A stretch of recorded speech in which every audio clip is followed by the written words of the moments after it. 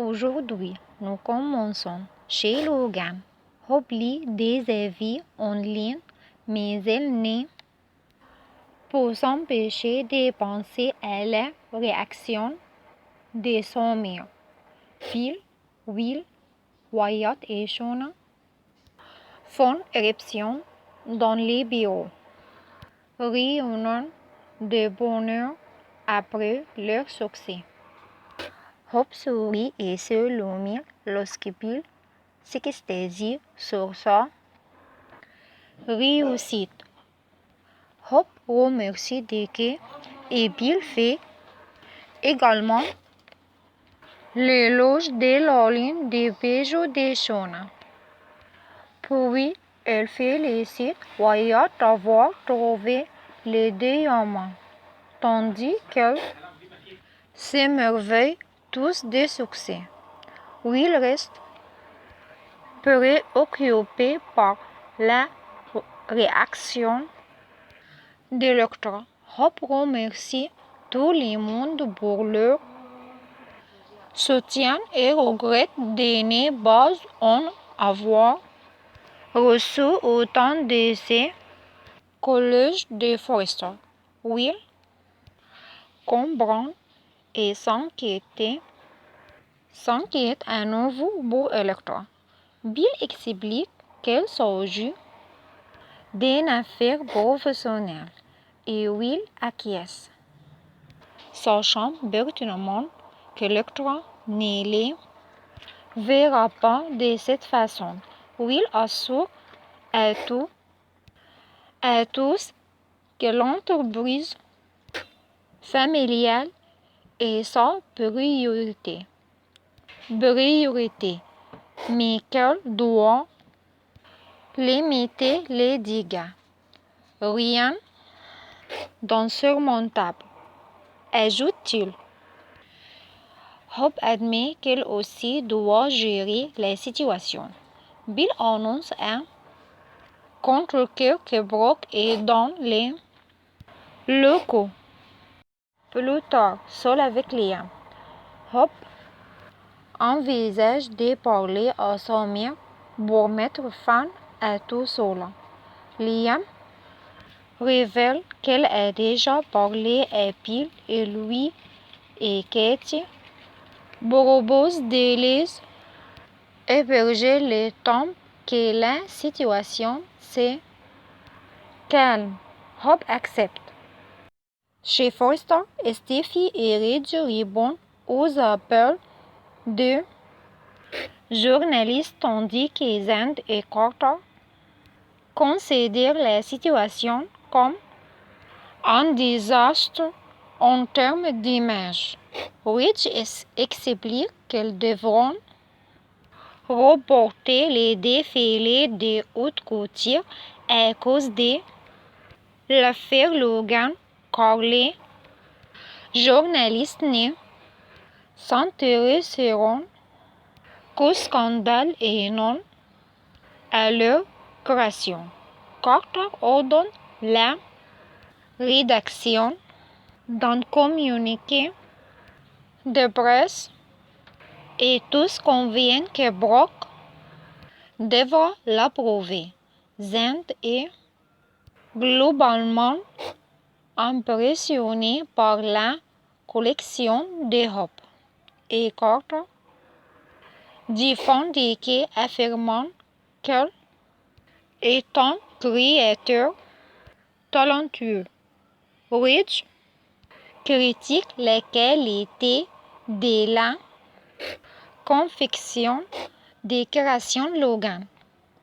Et Steffi déclare que le Spencer se fiche de la mode. Elle ne recherche que le sensationnalisme.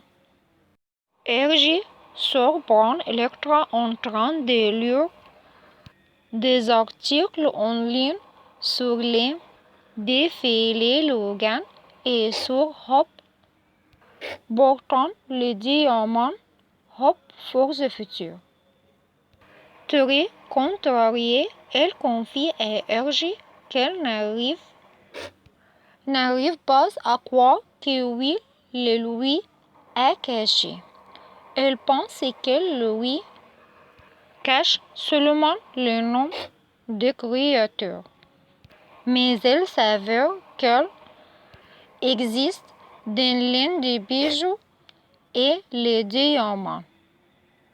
Comment a-t-il pu me faire ça? Secrétaire. Electra affirme que celle qui possède ces diamants est promise à un grand avenir. Hergé lui dit que sa réplique reste d'être un peu éclipsée, mais qu'elle a confiance en son talent. Elle rejette toute la faute sur Will, affirmant qu'elle est un Spencer et qu'elle ne changera jamais. Dans le showroom de Logan, Brock poursuit sa tirade, insistant sur le fait que Katie devrait avoir honte et qu'elle est là pour ramener Sophie à Foresta, là où est sa place. Brock se demande si Katie mesure seulement les conséquences de ses actes.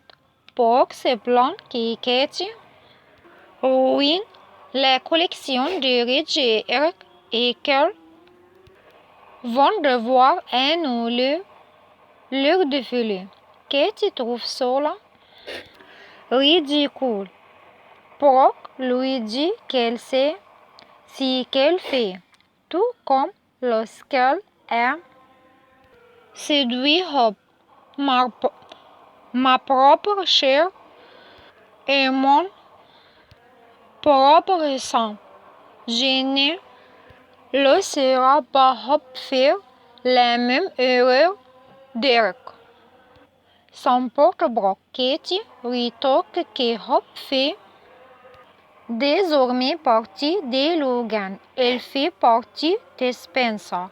Elle conseille à Brock d'essayer de trouver un peu de bonheur pour elle et Sophie. Brock refuse d'adhérer à ce plan et s'en prend encore plus à Katie, lui disant que Sophie a été mal orientée. C'est un adulte, s'exclame Katie. Brock se demande alors comment Katie s'y prend. Katie explique que tout comme Eric, elle offre une opportunité qu'elle n'a pas chez Foresta.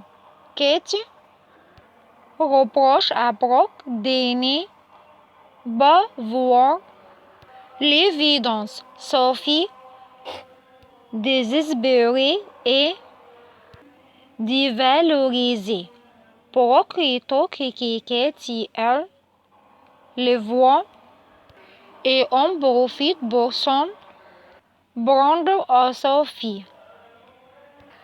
La discussion tourne en rond jusqu'à ce que Katie demande à Brock d'arrêter, d'accepter leur divergence d'opinion et de passer à autre chose.